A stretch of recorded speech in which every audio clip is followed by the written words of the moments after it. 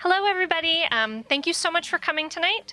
I'd like to welcome you all on behalf of the Core Club to tonight's talk with New American New York. We are so happy to have the authors of LikeWar, The Weaponization of Social Media, with us here tonight.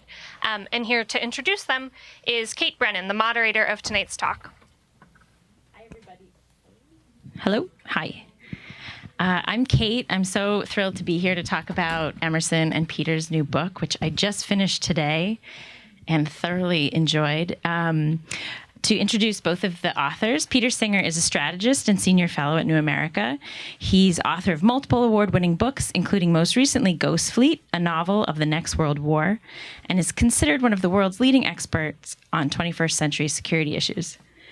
And Emerson Brooking is sitting next to him, is a national expert on conflict and social media, regularly contributing to The Atlantic, Foreign Policy, and Popular Science. And he most recently served as a research fellow at the Council on Foreign Relations.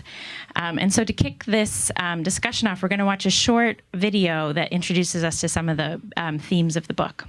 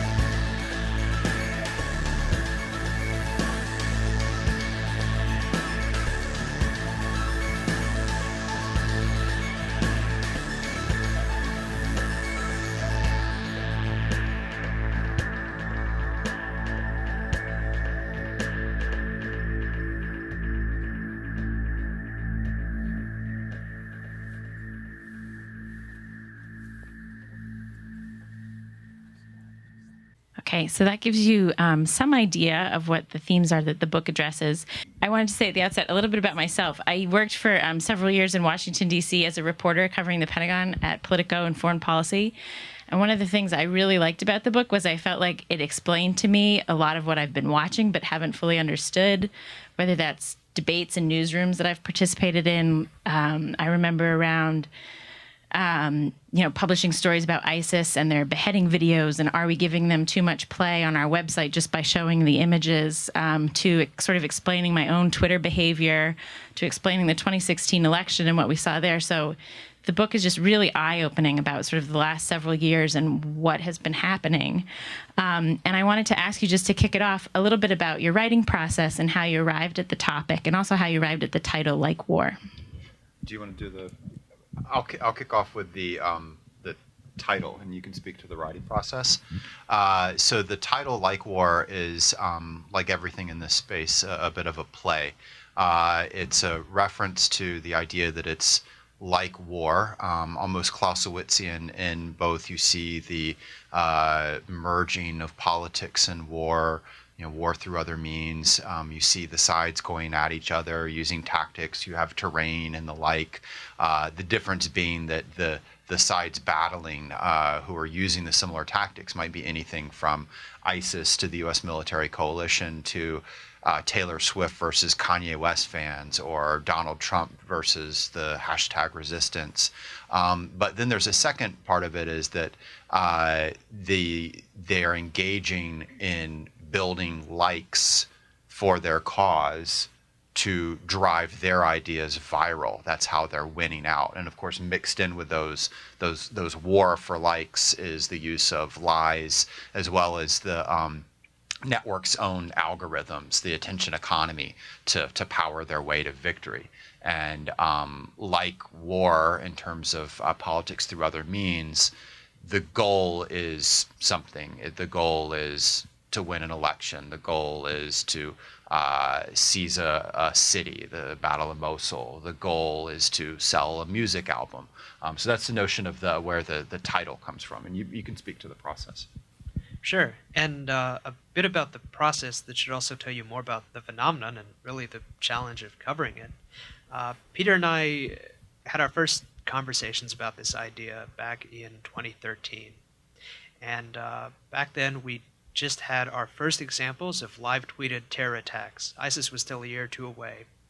And we also had an example of what was called the first Twitter war, which was an 8-day conflict between the Israeli Defense Forces and Hamas, where it had been an inconclusive air campaign in the real world, but online it had been a massive conflict that had seen the accumulation of 10 million tweets, at least, as each side tried to basically spin the conflict in their favor.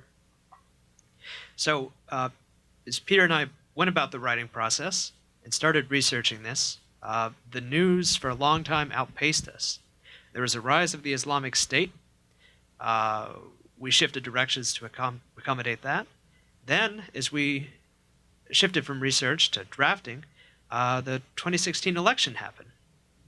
About a month into that process.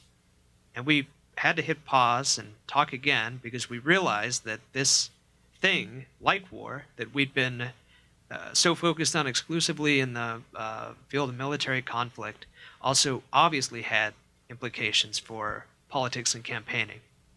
And as we continued writing, we discovered that, in fact, the 2016 election had been infiltrated by a Russian influence operation that bridged these two worlds.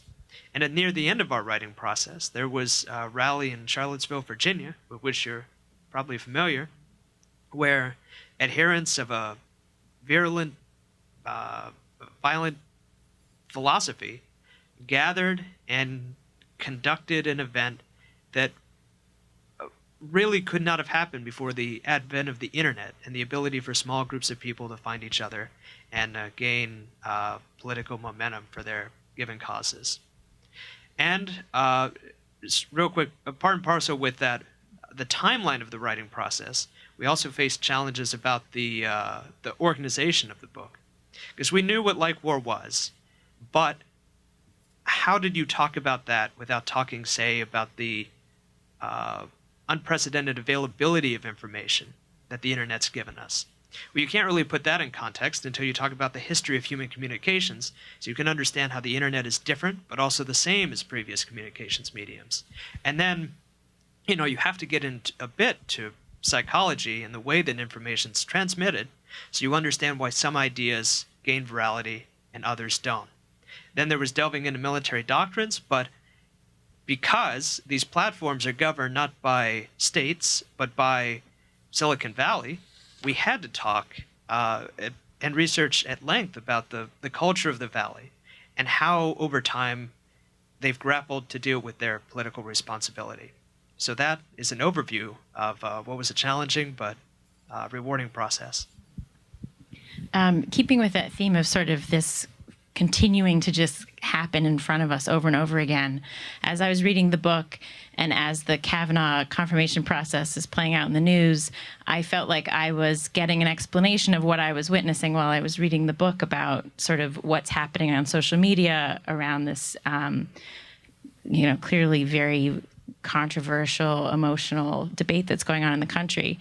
And one thing you talk about in the book is that there's this war of narratives, and that whoever has like the strongest narrative, and it's usually the most simple narrative, wins the day. And I feel like we can see that now with this Kavanaugh story. Each side has their clear heroes and villains, and these narratives are sort of duking it out.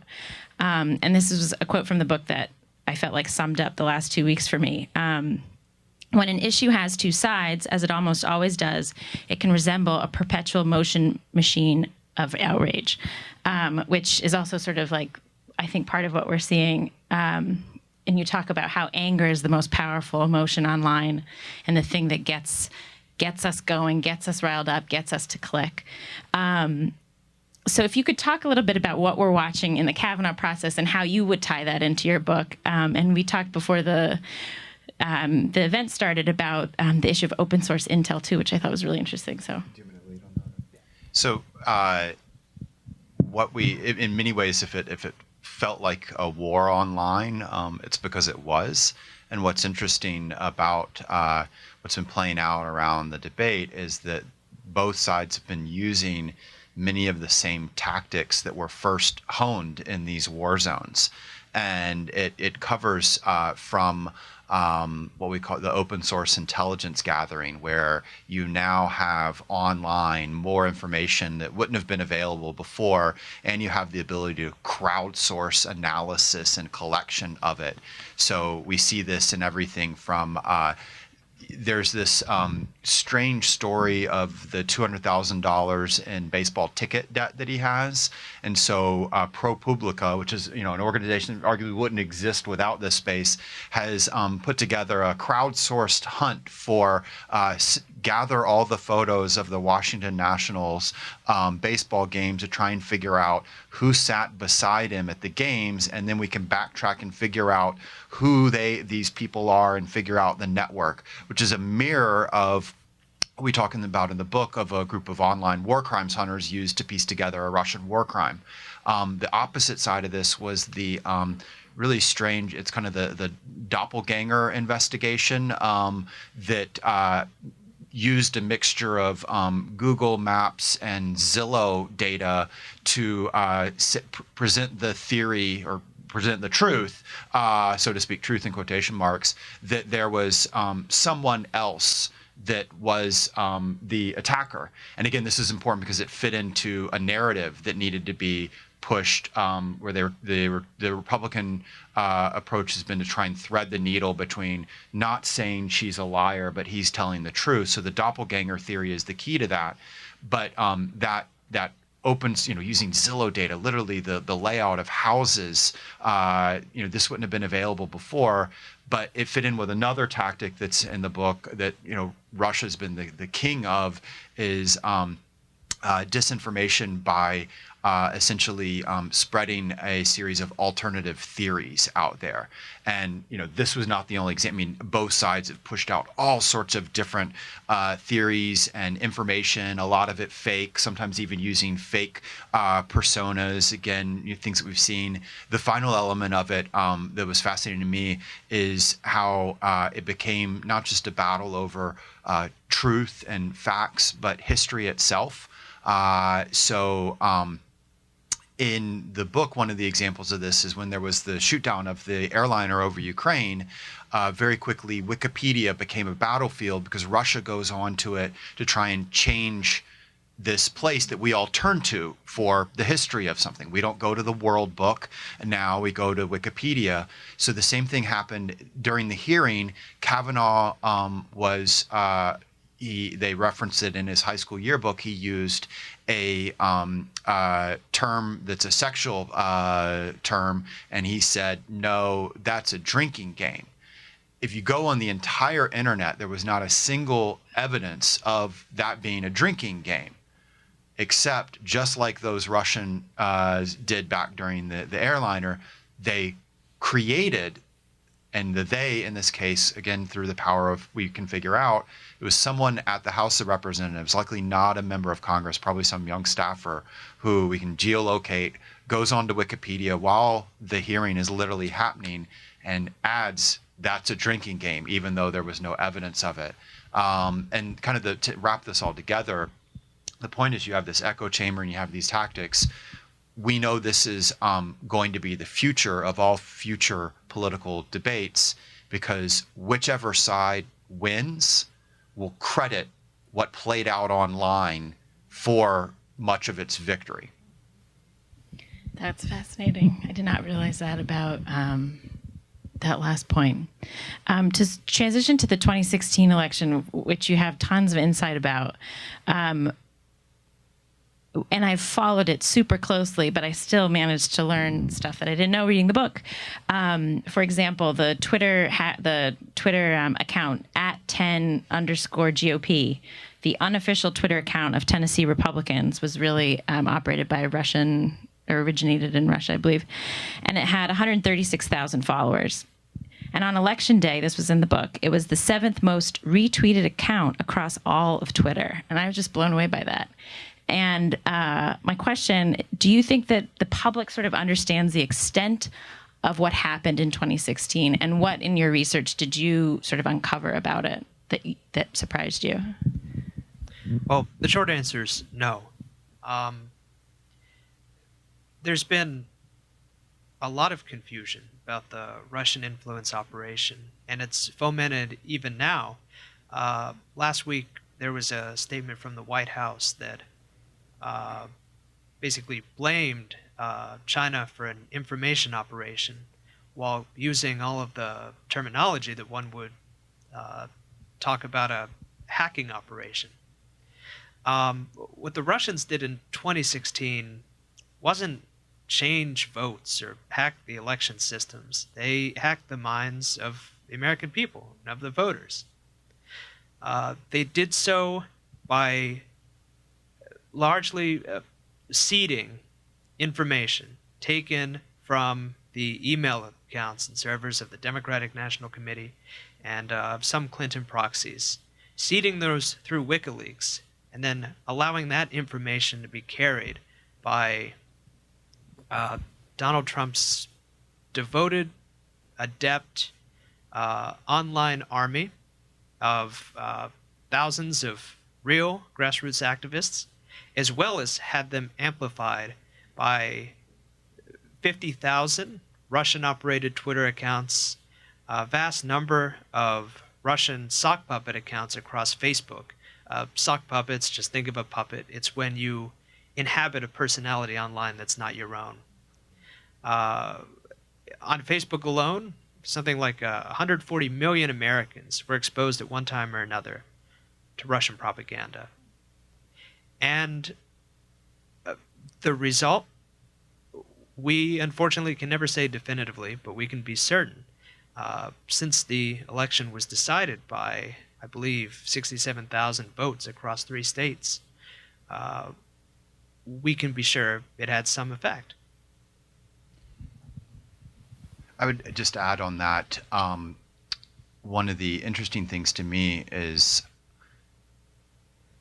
in the minds of the attackers, we know they think it worked because they're still at it, right? So whether we doubt whether it had an effect or not, the attacker believes that it did work. And we've been seeing this kind of activity, and it's important. They did not create the divisions in our society. They spy a wedge and try and broaden it. And there's a long history of this going back to the 1920s. It's, empower the extremes, et cetera. But, basically they've been layered onto everything from one of the examples in the book is a Russian bot that was pushing out things related to Charlottesville, to more recently, they've jumped on to debates like the NFL anthem controversy. It also means they're going after not just politicians, but in this case, they were going after Nike. And they're definitely continuing in terms of election impact. But what is important, again, is that it's, one of the new rules of this space is because everything's online, it's all out in the open. So other actors are looking at that and saying, this works. I can do it too, and it might be other state actors, or it might be non-state actors, and the non-state actors can range from be it criminal groups to I'm a billionaire who cares about a single issue. And importantly, it also means that it can go down a level. So previously the targeting was the American body politic, but again, due to social media, you could target the Attorney General's race in Minnesota or whatever if there was an issue that was really important to you, you could utilize the same tactics there. And so we're going to see a lot more of this moving forward. One of the fascinating parts of the book, one of the people you spoke to for the book was retired Lieutenant General Michael Flynn. And I believe you spoke to him after he'd left the Defense Intelligence Agency, but before he'd joined the Trump campaign. And you had sort of a regular conversation about these issues, and then watched as he sort of employed some of the very things that you were talking to him about previously. I was curious what you made of that evolution at the time, and what you sort of watched him participate in as well once he joined the campaign. So we actually spoke to him right about the time that he had joined the Trump campaign. And to give background, General Flynn was one of the more respected military leaders. He of the recent wars. He'd been director of intelligence for JSOC, for example, the organization that hunted down bin Laden and the like. And for us, he became this interesting character in illustrating the two sides of this phenomena. So he talked to us about all the new power that social media had created. He talked about how this was one of the big changes in his lifetime, in his career, how this had changed the world of war, politics, the rise of the internet and the like, and that he went on when he became director of the DIA to try and flip the way that the intelligence community operated. He framed it as basically previously the secrets out in the open source, they were considered about 10% of the good stuff, and 90% came from what's called human and SIGINT, human spies and signals intelligence. And he said it's now been flipped. It's 90% is now the open source and 10% is the other. And he tried to flip that ratio for DIA, and it became a controversy, and basically he was fired from the job pretty controversially. And then he goes through this personal turn where he becomes, and you all know these parts of the story, he gets wrapped up into everything from some shady business deals with other national governments to he takes money to go join RT, Russia Today's 10th anniversary party, the propaganda arm of the Russian government, sits next to Vladimir Putin. And then on social media, which he had once talked about as this source of intelligence, he becomes a purveyor of some of the not just most vile, but crazy conspiracy theories. And it's a fascinating evolution, because the very first tweet that he put out, literally no one retweets it. No one. It's his first, and he's a general, and no one even notices. But then move forward, when he's joining the Trump campaign and the like, he pushes out conspiracy theories on everything from Hillary's secret sex child rings to one world government to hashtag spirit cooking, which is the belief that there is a secret cabal of Washington, D.C. elite who hold dinners where they drink human blood and semen. So, yeah, well, you're part of the deep state. I mean, this is kookiness, but that single tweet got him 4,800 favorites. And so the line that we use in the book that he told to us was, he talked about how now the gold nuggets of information are out there in the open for us to gather, but also this is us. There's now fool's gold that's being deliberately placed to trick, and it's being weaponized. There's a goal behind placing this fool's gold out there. One of the sort of central debates I feel like that society is grappling with right now is how these social media tools undermine democracy and how they can empower authoritarian regimes. And reading the book, I feel like I came away with the sense that democracies are at a disadvantage. And there's a quote in the book that I'll just read. And in this sort of war, Western democracies find themselves at a disadvantage. Shaped by Enlightenment, they seek to be logical and consistent. Shaped by notions of transparency, they seek to be accountable and responsible. These are the qualities that made them so successful, the form of government that won world wars and the contest of superpowers in the last century. Unfortunately, they're not the values of a good troll.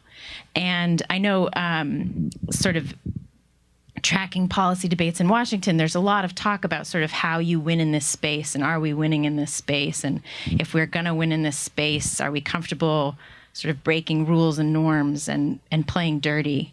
So if you could talk a little bit about both the things you discovered about how these social media tools do empower authoritarian regimes. There's some really striking examples in the book.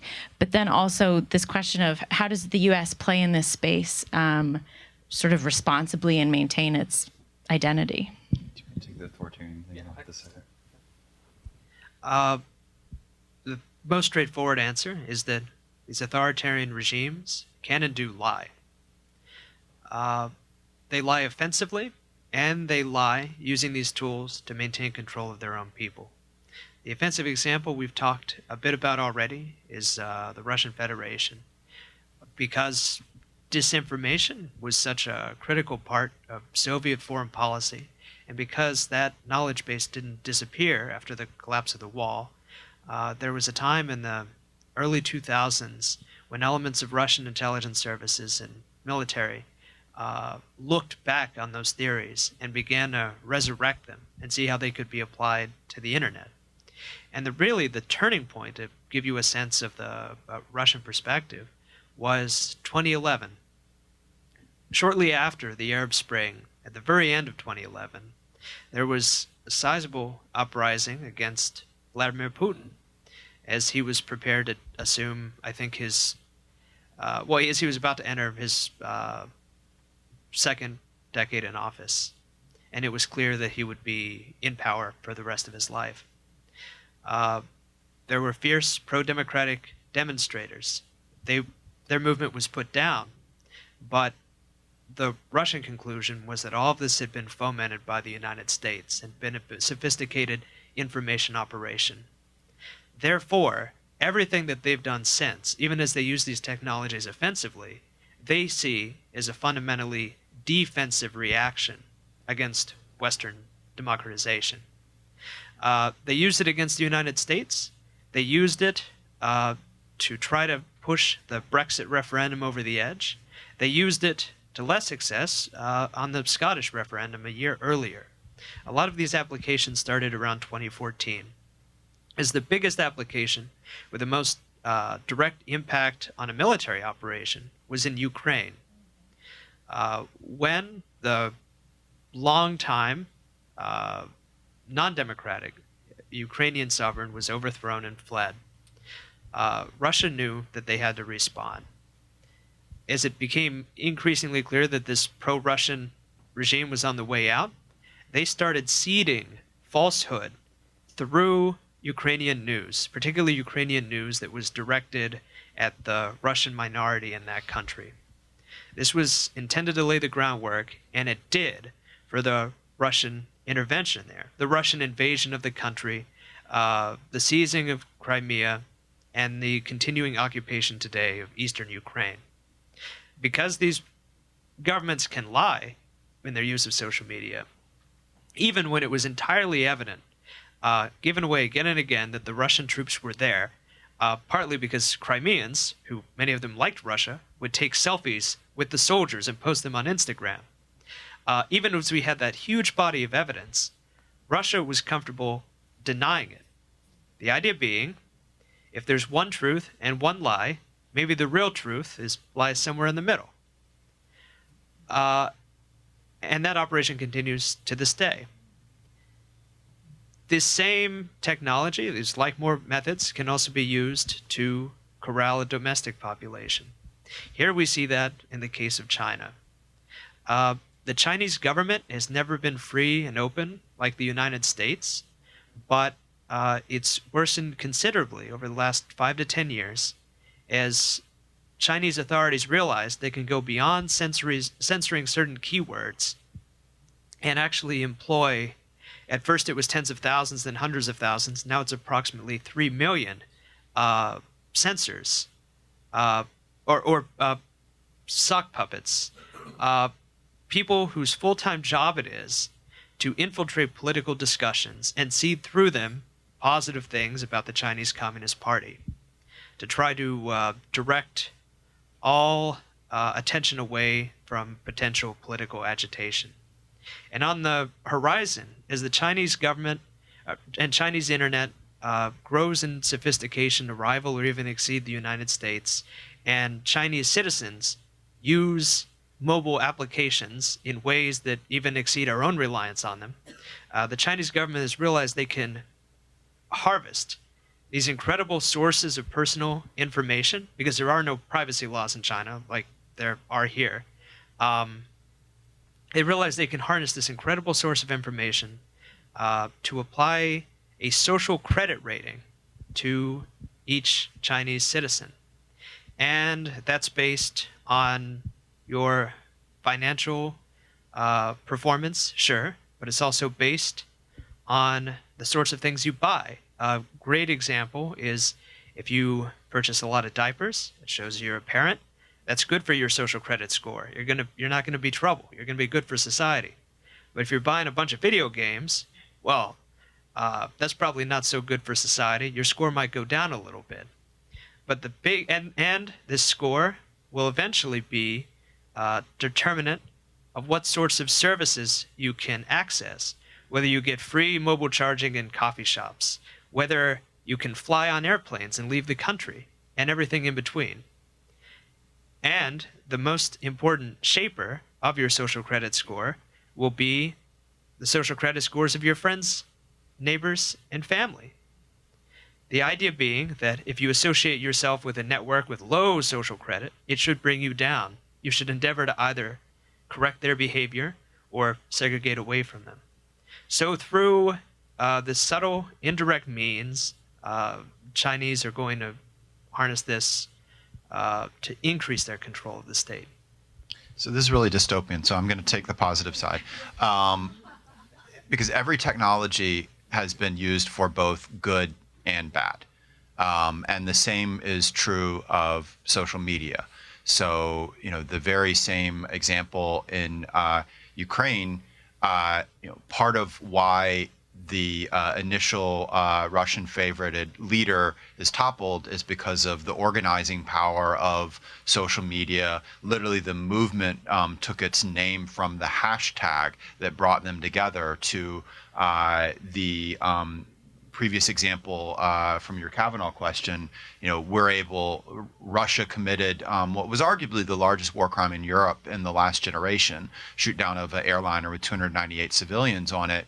Well, how do we know that? Through a group of, we talk about them in the book, they're basically work from home Sherlock Holmes. They're volunteer online detectives who mined social media and pieced together evidence of the war crime and then shared it with the world.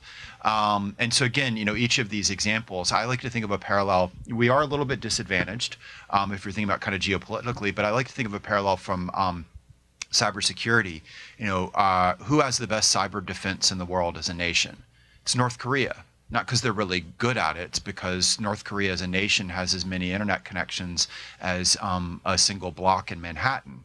So we could have equally good cyber defense as North Korea if we wanted to delink from the internet, but that would mean having North Korea's economy and society. It's the same thing. We could have kind of better controls and defenses equivalent to China, or we don't have the ability to reach into their system the way they can reach into ours. However, that comes with losses of freedom. And then the positive side of this is there's alternative models. And while the United States is the big loser in this space, we're the example that other nations talk about of the victim that don't let what happened to the U.S. happen to us. Like literally, like in Swedish defense circles, that's what they talk about. But there are nations that are doing things that are not only, I would argue, kind of more embracing of digital democracy, but also more prepared for these new rules of the game. And those are the examples like the Baltics and the like, because they were the first to be touched by it. It's the nations on Russia's borders. So it doesn't mean that like democracy is inherently lost. And actually, in some ways, we may even see more democracy come out of this when you think about civic engagement, particularly like also that's what's happened at the local level, the way it's changed how mayors interact with their citizenry or the like. So it's not all bad. It's just really who's going to figure out the rules of the game. Russia had a lead because, well, they've been playing this game previous to the internet. We've got to catch up. Okay, before I turn it over to the audience, I'm going to ask one more question. And if the audience has no questions, I have lots more, so we're in good shape. But to turn our attention to Silicon Valley, which you do, throughout the book, but really at the end of the book, and talk about who created these social media platforms that we're all stuck with now. And you describe sort of, the founders of Twitter, Facebook, et cetera, universally male, nearly universally white, drawn from America's upper middle class, and dedicated, at least initially, to attack narrow problems with equally narrow solutions. So I'm curious how the identities of those who created today's major platforms have shaped the rules of LikeWar, and also how they're grappling with these larger questions that they might not have envisioned at the outset. What strikes out to me immediately with that question is that around the turn of the millennium, when we see our first serious blogging platforms, an attempt at pre-Facebook and MySpace social media platforms, when we see that first wave, these young visionaries couldn't conceive of speech that would be a problem. They even the best example is the Blogger. Now it's Google Blogger. But Blogger, a platform which was the first one to offer anyone a chance to host a blog free of charge, easy to use, to put their thoughts out there. Blogger had over 1 million users. They were hosting 1 million different blogs. But if you go back to their archived web pages around 2000, you can't find a terms of service or basic rule sheet on that website. The only thing they offered you was a way to get featured, in case you were having trouble figuring that out. Because to them, all speech was good speech. If there was something that was particularly objectionable, well, you could apply these free market principles to human political discourse. The best ideas would invariably rise to the top, and the bad ones would get buried. And that was the philosophy for a number of years, even as these folks began to accumulate more and more political power. To me, what I find striking is that one of the new rule changes is that some of the most powerful actors in war and politics today are this literal handful of people who never set out for that role and really still remain not all that interested in war and politics. You think of a Zuckerberg did not set out to be an adjudicator of not just free speech but truth itself, as he would say. He initially creates a really cool way to basically rate the hotness of his fellow students. You think about Twitter and Dorsey. It's initially a manner for kind of a new form of instant messaging to be used both by businesses but also San Francisco rave party goers. And then suddenly, they're deciding everything from not just should terrorists be allowed on our platform to what do we do about neo-Nazis or the like to and again, so they may not have wanted this role, but they're now running, in effect, digital kingdoms. And what played out over the course of, going back to what Emerson was saying in terms of kind of the period of the research and the writing of the book, is basically, I would liken it to parents going through the stages of grief at what happened to their baby. So initially there was denial. And this is, maybe best exemplified by Zuckerberg, very soon after the 2016 election, saying it's a pretty crazy idea, to quote, that, this kind of disinformation could have happened, could have been a big deal, and that it would have mattered, would have had impact. And of course, that's happening simultaneous to when Facebook is literally telling political campaigns, we are the best, we've done all the research, we're the best place to influence voters. It's the business model. It's where you influence people to buy things. That's how it makes money. But then you move forward, and just a couple weeks ago, he's using language like that he sees himself and Facebook in a, quote, arms race against foreign government disinformation, all these things. And again, think of the language of LikeWar. We thought we would get kind of pushback at it, and said they're using it. And then is part of the, you go from denial to kind of bargaining and acceptance. Part of the bargaining is the interplay with the government now, where another consistency in this with the companies is not just we want to make money, the more we connect, the better it gets, but also government stay out of our way. And so kind of the bargaining now is saying, we weren't paying attention to it, government, previously, but now we're doing enough. And as an example, they talk about, we've created a, quote, war room to plan for these things related to what's going on. And, we take the position that there's still a lot more to be done by the companies, certainly by government, also by us as individuals. And because this is an ever-changing field, because you have, again, akin to a war, just when you put one thing into place, the other side responds. So the final thing that goes back to kind of their personality, looking for answers, it is unsurprising that a bunch of tech geeks, their core answer is to invent a new technology to solve the political, legal, moral question. And so part of this right now is the turn to AI to, for example, police speech on the networks. But of course, like anyone that knows conflict would say, well, there'll be an adjustment.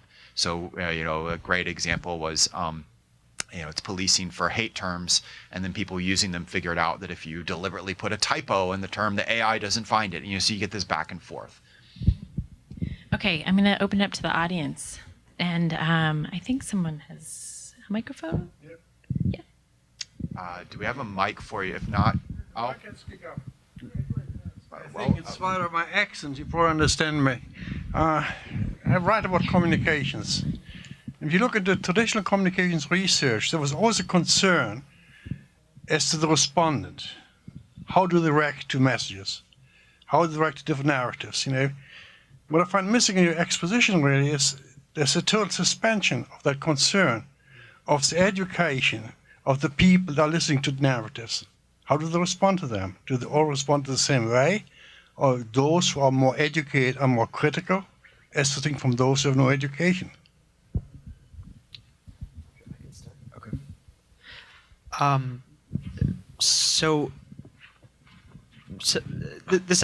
This is great because this feeds off of where Peter left off.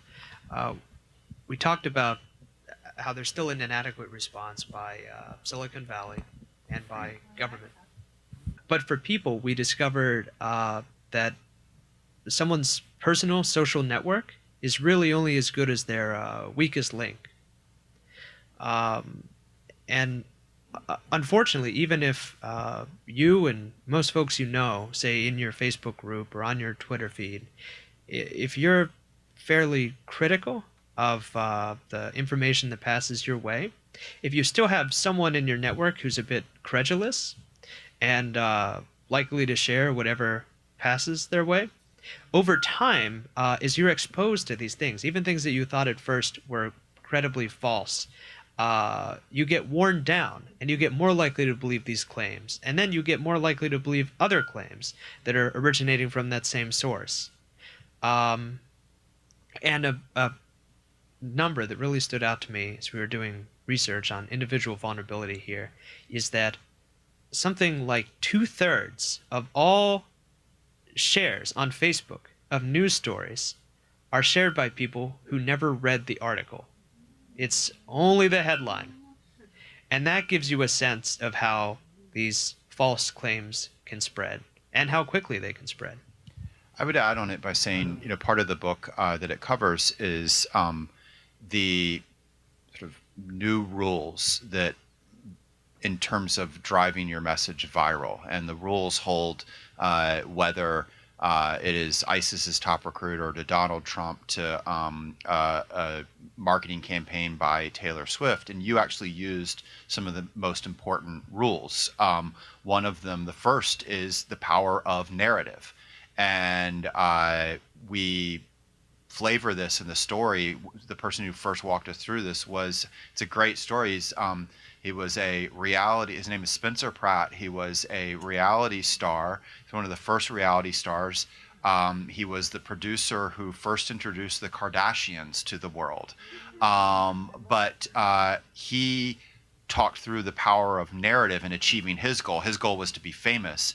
And then you take what he talked through and then connect it to the studies, not just from communications, but there's some really interesting studies in the field of psychology of how important narrative is. And in turn, there's groups that didn't realize the power of narrative, and it's why they weren't winning out. So very soon after we talked to Spencer Pratt, reality star, and his wife, Heidi, we go to the State Department and meet with the team that's running the counter-ISIS propaganda campaign for the U.S. government. And very soon in the meeting, we realized they don't get it. And Spencer and Spidey got it. Another one, though, that you went to kind of the different ways that narrative, there's different aspects. And one thing that social media allows you to do is learn more about each audience and micro-target. And so one of the other rules, one of the other lessons was inundation combined with experimentation. And again, this is something that everything from ISIS to the Trump campaign, different than Donald Trump, the Trump campaign organization, and BuzzFeed all understood, which is pushing out lots of different variations of messages, and then based on the individual audience reactions, figuring out what works best, refine, repeat, and doing something different. So she responds differently to an ad that has red in it, and her profile shows that she lives in this geographic region and has these sort of personality tics, versus you react different to one that has gray in it. All the different tells and the like, and continuing to do it again and again and again. And then going back to what Emerson was saying, it allows you to kind of do it on mass scale, but also in a tightly tailored manner.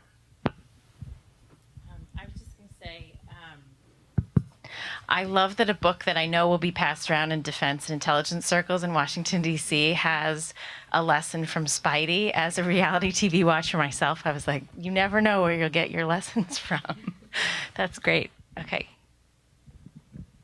Oh, sorry. No, you have the mic. Go ahead. Oh, thank you. My name is Philip Turner. A very fascinating program. I want to read the book.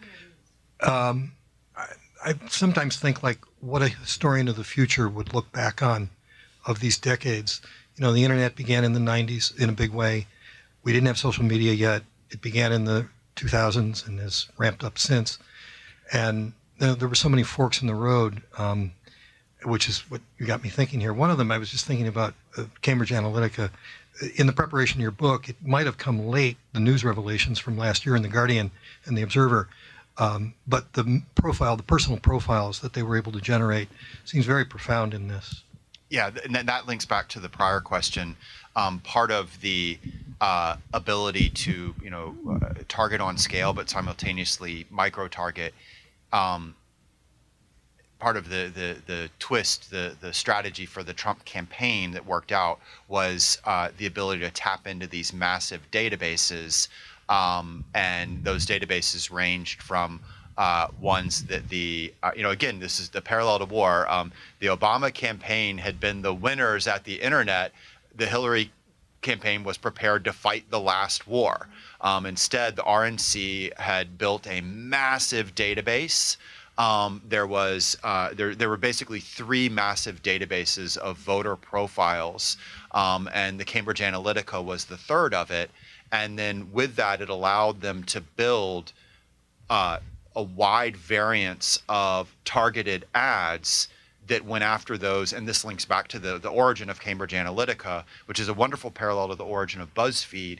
It comes out of initially university research on how to kind of manipulate people. BuzzFeed came out of literally a viral lab designed to study virality. You know the story of Cambridge Analytica. So it figures out, it has this massive data. The Trump campaign calls it Project Alamo, and then it is able to deploy it. And importantly, again, in a parallel to, for example, the Russian campaign, the goal of a lot of this messaging was some of it was to win votes, to win fans. But I say the parallel to the right, if you think about Russian propaganda, most of it is not to make you love Vladimir Putin. That's how we think of propaganda. Instead, it's, it might be divide, it might be like, so a substantial portion of it. And the Trump campaign they openly talked about this in October of 2016, that some of it was going to suppress voter turnout, that they would micro-target core audiences that they thought Hillary needed to win, young hipsters, African-American community. And so the ads were tailored to each of those. So for example, if they were able to figure out through your Facebook profile that you were a Haitian American from Miami, you would get ads sent to you that looked like newspaper articles, the Clintons profited from the Haiti earthquake. If you were a Michigan whatever, you would get a different one. And so it wasn't designed to make you turn out to vote for Donald Trump. Some of it was to make you just sit this one out. And I'd love to add, I love the idea of the historical breakpoints where history diverged one way or the other. And related to Cambridge Analytica, it was, so as we all know, Silicon Valley benefited from really decades of good faith in Washington. And these engineers didn't really think about politics as related to their platforms. One of the first times those two worlds collided was in the early 2000s when Federal Elections Commission is trying to figure out what it means for political campaigns to buy ads online. How should those be regulated? The first thing this does is it sends Google and I think Facebook to DC in a hurry to set up their first shops. But what it also does, they succeeded in their lobbying fight, and Congress knew too little about these platforms to fight very hard. All political advertising on Facebook and the like has been regulated with the same severity as skywriting. That's been the level of government scrutiny from the FEC.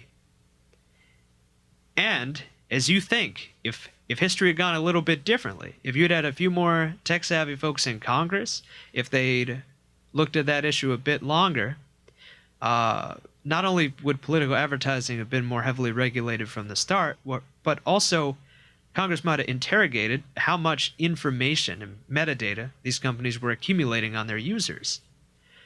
It didn't have to be that the Trump and Hillary campaign, when they reached out to Facebook, could micro-target 5 voters in a specific Florida town. Maybe that wasn't great for democracy. We're starting to have those conversations now, but we're still a long way from it. But that's a big moment. I was going to say the other thing that really struck me about the Trump campaign's Project Alamo that I learned from the book was the amount of modification that happened. There, you would send out a message to the African-American woman living in Wisconsin, and maybe she didn't click on it, and so you change the background to red, and then you change it to black. So if you could talk just a teeny bit about that, because I think there was one statistic that I'm going to forget now, but the number of, there's just like a constant probing and then a modifying until you hone in on exactly the thing that will get the person to.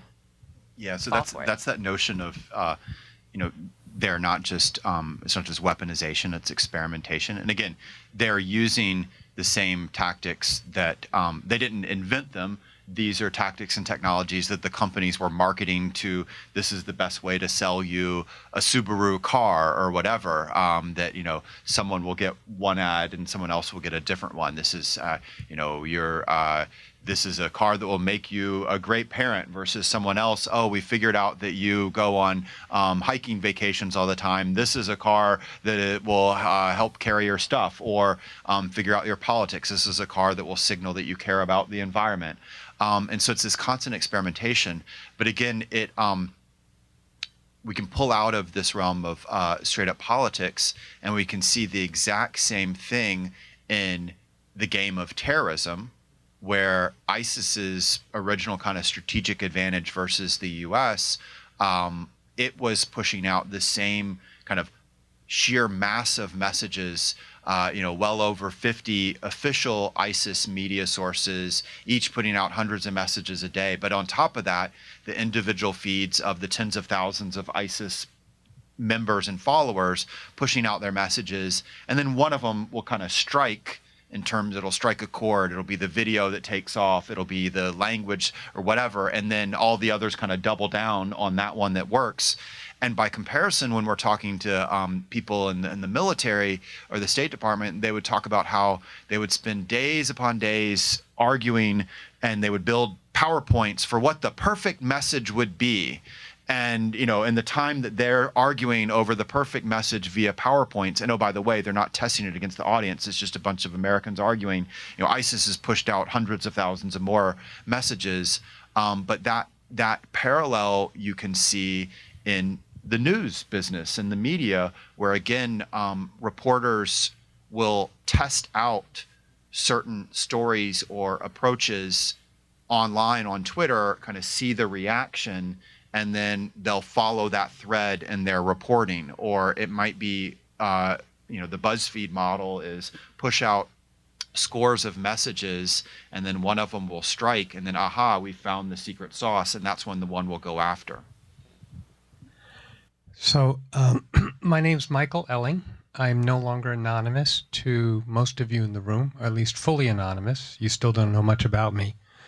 I'm also addressing a question to you, and I'm taking on a lot of risk in doing so. I wonder if, as you write this, you think, okay, we've identified the disease, we're writing about the disease, but we still don't know the root cause of it, of the disease. And should we be focusing on the root cause? When we look at the history of the radio, where that started, and what it resulted in the fascist playbook, and the war that resulted. Or if we go back to the printing press and why that started, ostensibly for good reasons, print a Bible, but then it got used to create a blog for the Protestants, Lutheranism, and the Reformation, and those wars that resulted. I can only draw a very bad picture of where this sort of two-way open diaspora is going to lead us in the future. You've identified the disease. What is the root cause? Is the root cause the lack of risk balancing, right? Without a settlement, all the risk is on the receiver, right? Email, you understand, right, what I'm saying? So, the settlement-free internet is a real problem in that sense. And do we have to, rather than a technical solution, look at an economic solution of incentives and disincentives in terms of the internet, A, and B, is one of those ways to force qualitative, going back to this gentleman's question, not just on the receive side, but on sort of the send side, a qualitative ranking better than just the like and not like. Yeah. Let's right? take that We can question. force that. Let's take that one. There was a lot there, but I Gotcha. talked about anonymity, I talked about risk, I talked about the radio, the printing press, all that resulted, and we're sort of headed in that direction of like World War III, ironically going try my back to best. Peter's. Go for it, Emerson. So the root of the problem, I hesitate to describe it as a problem because it's more complicated than that, but at root is basically the way humans have evolved to socialize. The way that societies are built is built with a degree of trust in the information transmission. And as you become acquainted with other people, as you get to know them, you naturally become more trusting of the information that they share. There's something we talk about in the book called homophily, which is just love of the same. Once you know somebody and they share a piece of information, you're going to believe it, and you're going to pass it on to other people. And this is self-reinforcing. This is the root cause of the echo chamber phenomenon you hear a lot about today on social media, but it's also the way that we build cultures and societies. What social media does is allow that information to travel at such speed that a lot of traditional gatekeepers and not censors necessarily, but say subject matter experts or knowledgeable people who could assess a particular claim and provide their own insight before we reached a wider audience, those breaks have all been removed. That's why a falsehood travels so much faster than any attempt to fact check it or to offer a countervailing point of view. This is beyond the scope of the book, but as we think about potential solutions to that, one might be trying to limit viral spread of information, to impose some sort of brief delay, just as information would travel outside of your own social group, so you could emulate a little bit more the way that information flowed historically until the last 20 years. And that's just my idea. That's not in the book, but I hope that gets to it. I would just jump in and say, first, the examples that you use, though, I believe show the duality. So you said radio, and you immediately go to World War II or Hitler. Yes, they would not. The Nazis would not have risen without the radio. They literally said, it's a quote in the book.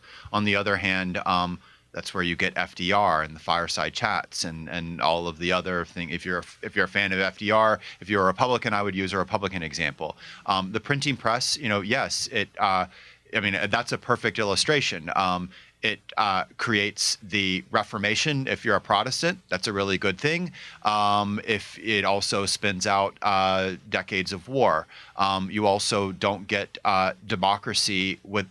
modern democracy without the printing press.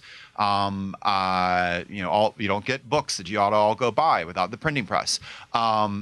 The same thing with social media. I think and this circles back to your question, is that it feels a little bit like we're behind right now for a variety of reasons, but I would chalk them up to a combination of arrogance and ignorance.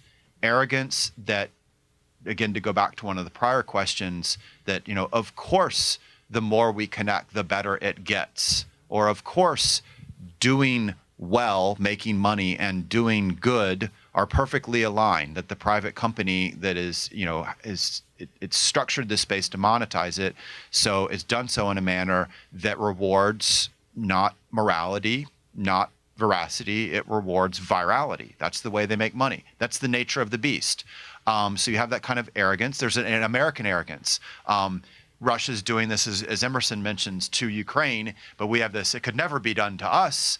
So you've got that arrogant side, but then you have the ignorant side. I think it's I think we're getting to the witching hour, and it's a good place to end, is that we don't well understand these new rules of the game, whether as we politicians, business, to us as individuals.